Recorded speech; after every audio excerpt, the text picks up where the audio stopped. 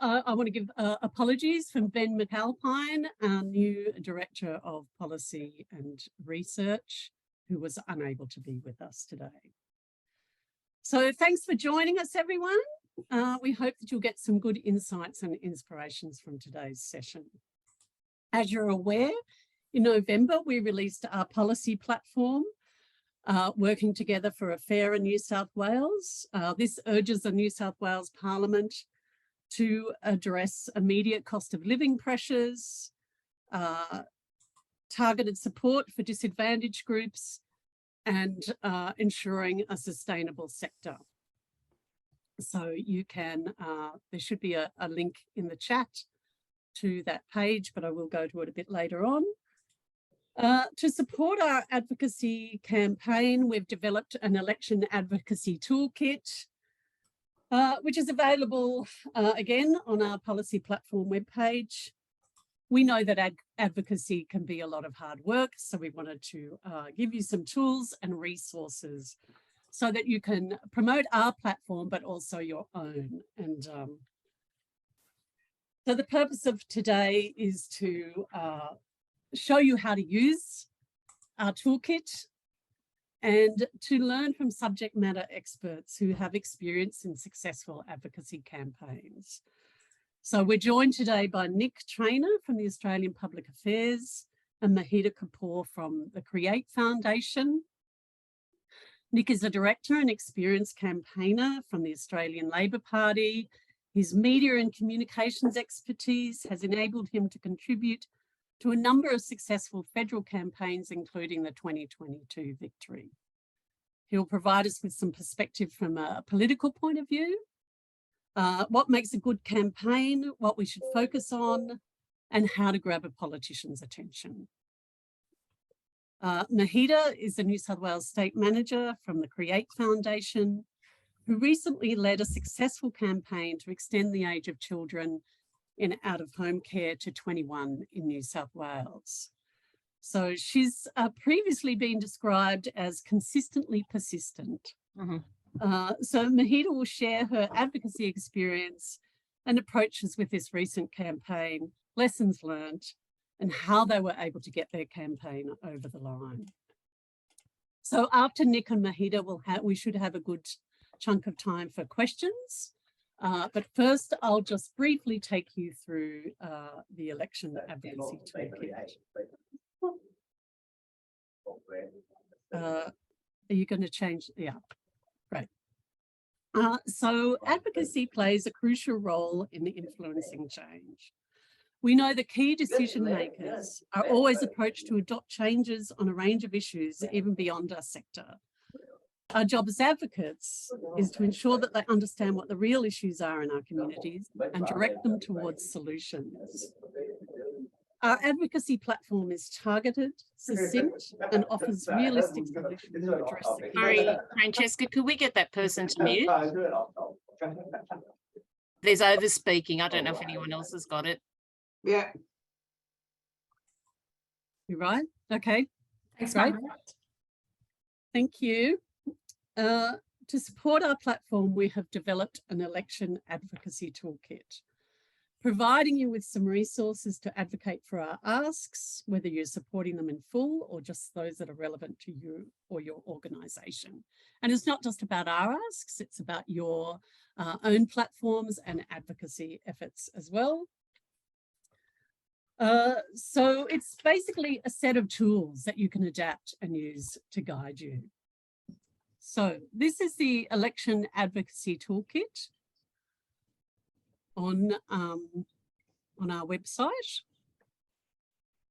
So it has a number of resources on it, speaking points for our election advocacy. So I'll just quickly bring that up. Okay, so we've got this handy speaking point sheet that has each of our 8 election asks, which are around our 3 themes, around cost of living pressures, support for vulnerable groups, and a sustainable sector. Okay, I'll just go back. We've got a template letter to ministers, members, and candidates. So if you want to speak with a politician, we suggest writing to them to request a meeting. The template provides some writing tips and a proposed structure. So you'll see, if you're writing to an MP, let them know that you're a constituent. Don't send them a generic letter. They really don't like it.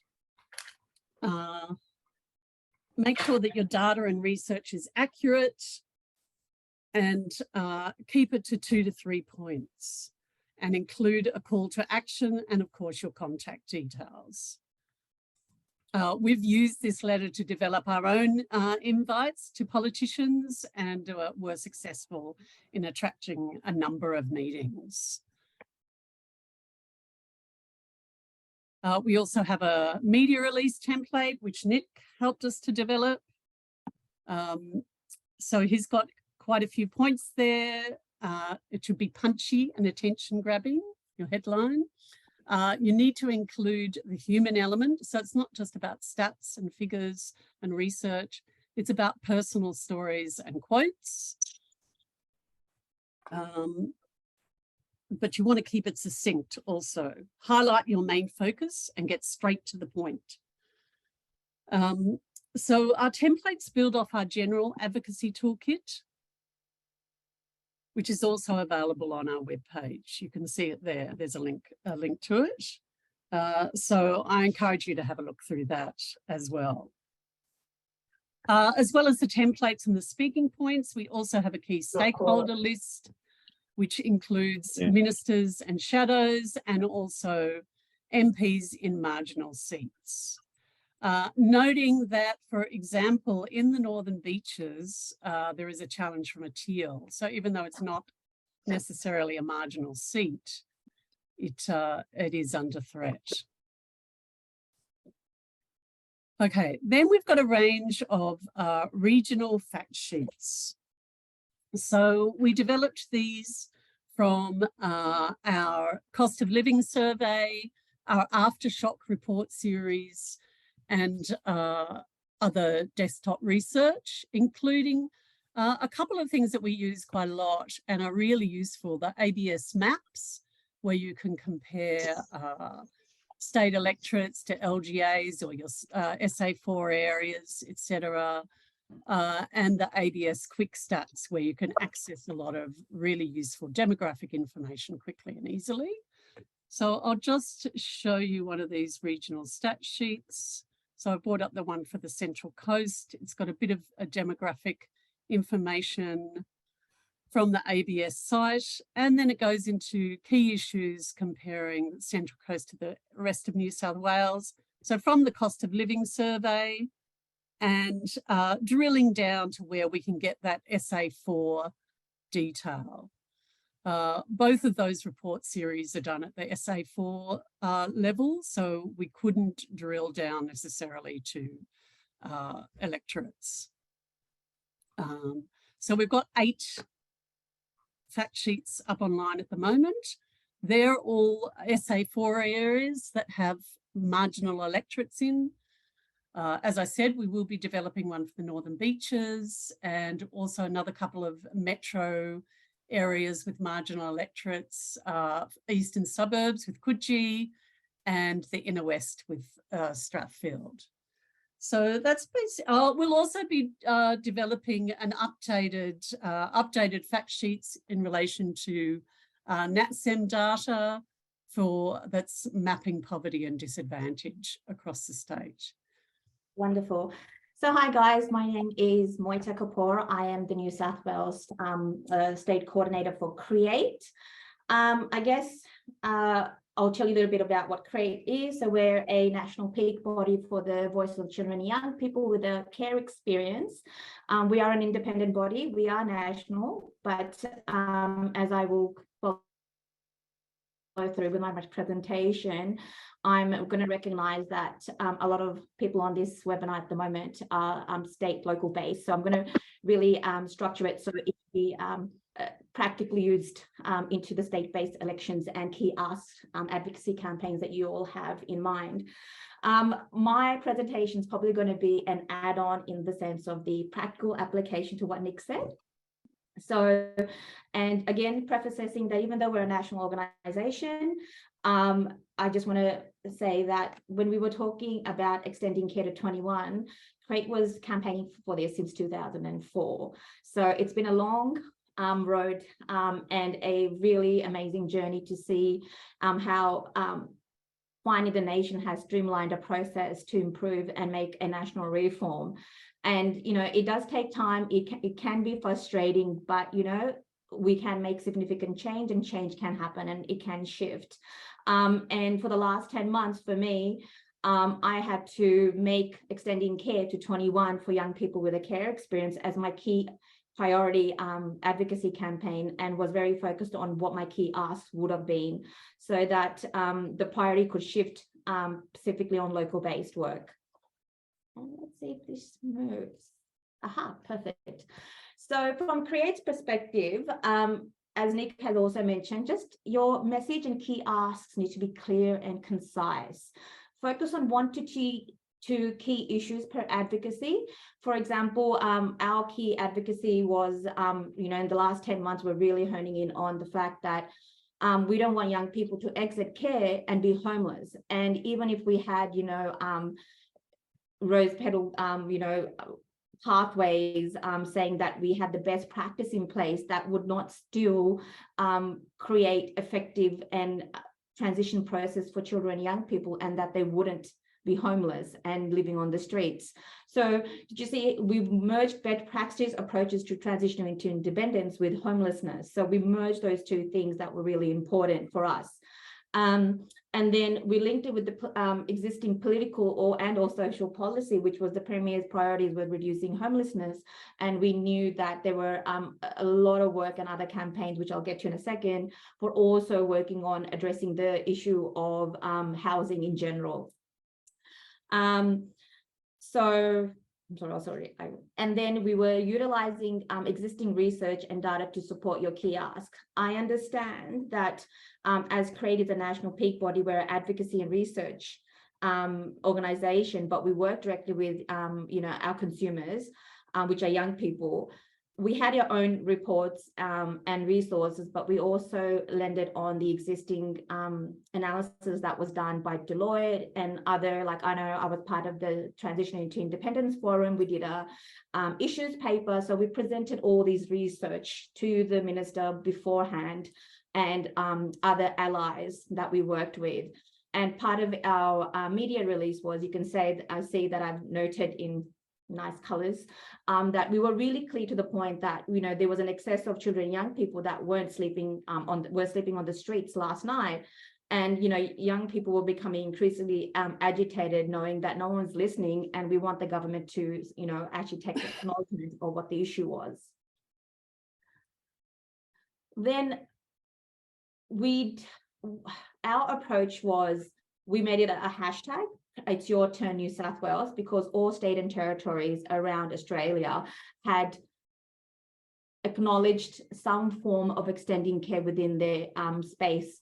However, New South Wales were being still insistent that we had the best legislation and policy and frameworks in place, which through our research and resources we provided them was evident there were big gaps. So I think one of the key things that are really important is to have the voices of lived experiences, because that needs to be at the heart of your advocacy. Who is it directly impacting? There's no point us suggesting, you know, X, Y, and Z is a great key ask and a great shift in the sector. But if it's not something that's going to improve the lives of those who you are advocating for, and it's not something that they've clearly articulated, then I think we will fall short on the sort of the support and resources that you are advocating with, to really harness in on what is important for the minister or the politicians that in your the local politicians, that it will give them need to focus on your key ask. And then, so for example, with CREATE, we work with young people. We did social media posts, you know, give them lived experience voices. They did photos, they did videos, saying why extending care was so important to them, and especially now that every other state and territory had given it a go. We did videos with other sector professionals who said, you know, this is really important for us. We held meetings, we sent letters with different departments, including DCJ. We spoke to decision makers such as, you know, Natasha McLaren-Jones, Kate Washington, you know, Michael Tidball, and you say we've spoke to everybody that we could. And what I would say on that point, don't hesitate. Speak to anyone ever, can schedule meetings, write letters, send emails, help other agencies who are interested in the same advocacy and campaign and the key asks that you have, get them on board and support them to write up a letter as well. And if you can, and if you've got the capacity to do so and resources, take the people that you are advocating for with you to all meetings, whether it's conferences, roundtables, or the other meetings I mentioned above. So that's really, really key. Then I would say, think a little creatively. We did a Vox Pop, which is basically, we were trying to build community awareness. And so we hit the streets, and, you know, this was outside my day job where I was actually with a mic, with a video crew, speaking to the general public, going, what are their thoughts on young people transitioning at 18 into out of care and having no space to live, or having no clear idea about what they wanted. So it was really good to get the, you know, I guess get the water boiling and simmering from other aspects and sides as well, so that it's just not the converted who are speaking and advocating and voicing up and raising the issue and bring it to the spotlight, but it was the community that wasn't directly impacted, but it was relevant and important to them as well. So I think that just adds on to the pressure of considering your key asks. Then let's face it, no key ask or reform occurs on your own. You need allies to acquire traction. And as I mentioned, it sometimes can be a long journey, and sometimes you can come on board when something's already existing and there's a campaign that touches on an area that you're interested, and you hit at the right time at the key touch points to really you know, push it over the line. So we Create was part of many organizations and spoke to many peaks and other campaigns, and spoke to local and national organizations, inclusive of you know, local initiatives that the Premier had put into place.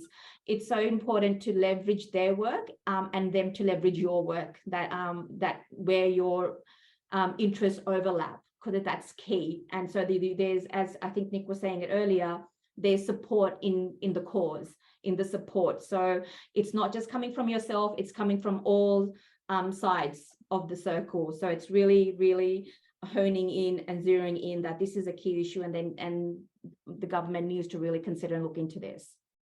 And apply consistent pressure. Don't let things just go. Continue to apply pressure. Work with the government's priorities. We can see it in you know, on the news, on web pages, when you speak to them, where they're sort of leaning towards to, because if you're going against them, and you need to understand what they need, so, and how you can support them to get their priorities across the line. And you've got to be very creative and navigate that space as to how your cause is going to improve their relations, their portfolio, and their priority. It's so important to just ascertain where you fit in that. So the other thing I would also say, that when you're working with other organizers, other campaigns, sometimes you can take the same approach, or it's important to take another approach.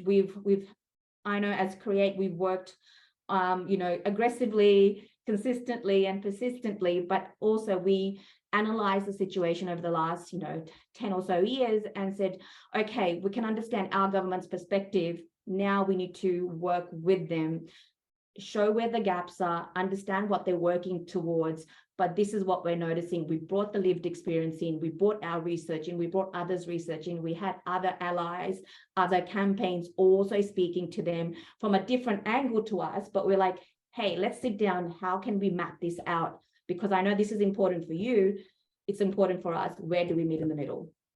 But either way, it doesn't really matter how you apply the pressure, the spotlight will be on the issue, because now you have traction, you've got a continuum of pressure and consistent motion occurring on that particular key ask or cause that you're working towards. Then I guess what worked, it was, I don't think there is anything that didn't work, that doesn't work. Every action has a catalyst to it. I think it's okay to annoy and make governments a little uncomfortable. I think it's important in a positive way. You don't want to offside them, but when you can see them squirm a little bit, it's good, because you're like, okay, this is something that's important, and they're not comfortable with the situation. So what can we do to ease their discomfort? And don't take no as an answer. Any feedback will align you with your and their mutual goals. As politicians, they will say they won't give away their cards. Let's just be honest. So you'll have to read between the lines and see what's occurring. And that is the best live feedback you can get. And trust me, I got a lot of diplomatic responses, and it was like, okay, what do I read between these words that have been thrown at me? And then I think have a clear media comms plan. That will really help. Keep your social media live, active. Don't let any empty space go. So if you put something up, keep it there for a couple of days and rotate that. Keep the energy fresh and flowing of you campaigning, whether it's your organization, whether it's the consumers, whether it's other campaigns, whether it's shift and change in the sector and the news. Keep it going. Put the photos up. Go do newspapers. Put something on the radio. I don't think there's anything that you can do that wouldn't help or could be wrong. So in conclusion, let me see if I missed anything. I think what I would also say is, when you're working with other peaks or other organizations, you're sitting down with ministers, that's great. You're sitting down with your local MP, that's great. You're sitting down with your local sector agency, that's great. But it's important to have those conversations with just behind closed doors with the ally organizations, and see where you can tap into their lived experience. I know I was talking to one of the CEOs who had a personal experience with out-of-home care, and it was like, when you meet for your own priorities, this sort of overlaps with yours as well. So maybe it's important to sort of drop that in, that CREATE's working like this, there's this extending care campaign occurring, what are your thoughts on it? Because it impacts us, and I can speak from my personal experience, even though I'm not directly in the out-of-home care space in my professional setting. So I think those little droplets of support are great as well. The other thing, when I talked about thinking creatively, I actually went to my consumers, and we had a youth advisory group, and we said, hi guys, how do you think we can build awareness? What do you think that would be important? How do you think we can bring this issue that you have been asking us since 2004, and now that every other state and territory has agreed to it, where do you think this we can build that traction with the government and the community? So we got a lot of great ideas, and I think what it is, it tells us where we lost sight, what new ideas came, but it also gives us a good insight and data collection of the psychographics as well. The psychographics of what are our consumers really interested in looking into. So that actually helps us as an organization as well. What's left? So in conclusion, I just broke it down. I just want to make it into more layman's terms. Identify what the key issues are for you and your consumers. Why is it important? Get that research directly. There's also lots of research papers, but if you can say, we've done a survey, we've done we've contacted, this is the direct feedback we're receiving, that adds more value, especially when you're trying to acquire traction in the moment. Our current climate, especially leading up to elections. Identify the key decision makers, bring other key stakeholders that can influence change. What evidence can support your claim, like I mentioned earlier, feedback from your consumers, research, gaps in practice and policy frameworks. Sorry, Mohita, sorry to cut you off. That's all right. Fantastic information. I'm just a bit concerned because we've got 2 minutes left and I'm sure there'll be some questions, but Perfect. I think that's it. I just want to say it's really simple. Advocacy isn't as complex, but you just have to be consistently and relentless in your approach. That's it. Over Great. to you. Thank you so much, Mohita. That was wonderful. Has anyone got questions for Mohita or Nick or NCOSS?